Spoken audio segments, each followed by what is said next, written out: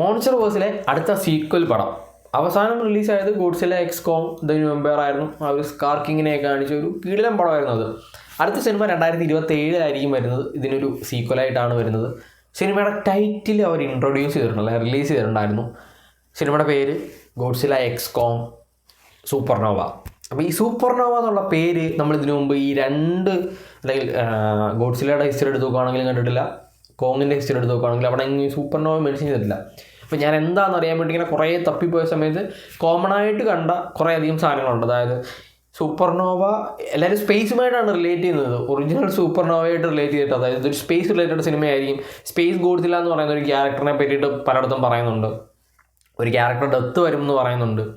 എന്നാലും ഒരു കിടിലൻ വില്ലനെ സ്പോട്ട് ചെയ്ത്, അല്ലെങ്കിൽ ഒരു പുതിയ മോൺസ്റ്ററിനെ, അല്ലെങ്കിൽ ഒരു പുതിയ ടൈറ്റനെ സ്പോട്ട് ചെയ്തിട്ടുള്ള ഒരു ഇൻട്രൊഡക്ഷൻ, അല്ലെങ്കിൽ ഒരു വാർണിംഗ് മെസ്സേജോടുകൂടിയാണ് ഈ ഒരു ടൈറ്റിൽ കാണിക്കുന്നത്. അപ്പം പുതിയൊരു കിടിലൻ വില്ലൻ വരുന്നുണ്ട്. ആ വില്ലൻ്റെ പേരായിരിക്കും ഞാൻ സൂപ്പർനോവ എന്ന് പറയുന്നത്. അതിന് ആരാണ് പറയുന്ന സ്കാർക്കിങ്ങിനേക്കാൾ വലുത്, അത്രയും അതായത് ഗോഡ്സില്ലയും കോങ്ങും വരേണ്ട അത്രയും വലിയ എനിമി വരിക എന്നുള്ളത് ആരാണെന്ന് അറിയാനായിട്ട് ഭയങ്കര ക്യൂരിയോസിറ്റി ഉണ്ട്. 2 വർഷം കൂടെ വെയിറ്റ് ചെയ്യേണ്ടി വരും. ഇതിന് മുമ്പ്, അതായത് ഈ സിനിമ റിലീസ് ആകുന്നതിന് മുമ്പ് മൊണാർക്കിൻ്റെ സീസൺ 2 റിലീസാകും. അതിനകത്ത് എന്തെങ്കിലും ചെറിയൊരു മെൻഷൻ കാണും. ടൈം ലൈനൊക്കെ വേറെ രീതിയിലാണ്, ഒരുമാതിരി വല്ലാത്ത രീതിയിലാണ് ഈ സിനിമയുടെ ടൈം ലൈനും സീരീസിൻ്റെ ടൈം ലൈനും കിടക്കുന്നത്. രണ്ട് ദിശയിലാണ് കിടക്കുന്നത്. ഒരെണ്ണം അങ്ങ് കോങ്ങിൻ്റെ സ്കൾ ഐലൻഡിൽ കിടക്കുന്നതേ ഉള്ളൂ മൊണാർക്ക്.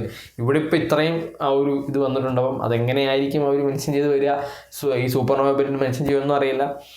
എനിക്ക് പേഴ്സണലി തോന്നിയിട്ടുള്ളത്, ഈ മോൺസ്റ്റർ വേഴ്സിൽ നമ്മുടെ പസഫിക് റിമിൻ്റെ ഒരു ക്രോസ് ഓവർ വരികയാണെന്നുണ്ടെങ്കിൽ നൈസ് ആയിരിക്കും എന്ന് എനിക്ക് ഫീൽ ചെയ്തിട്ടുണ്ട്. പക്ഷേ അങ്ങനെ വരത്തില്ല.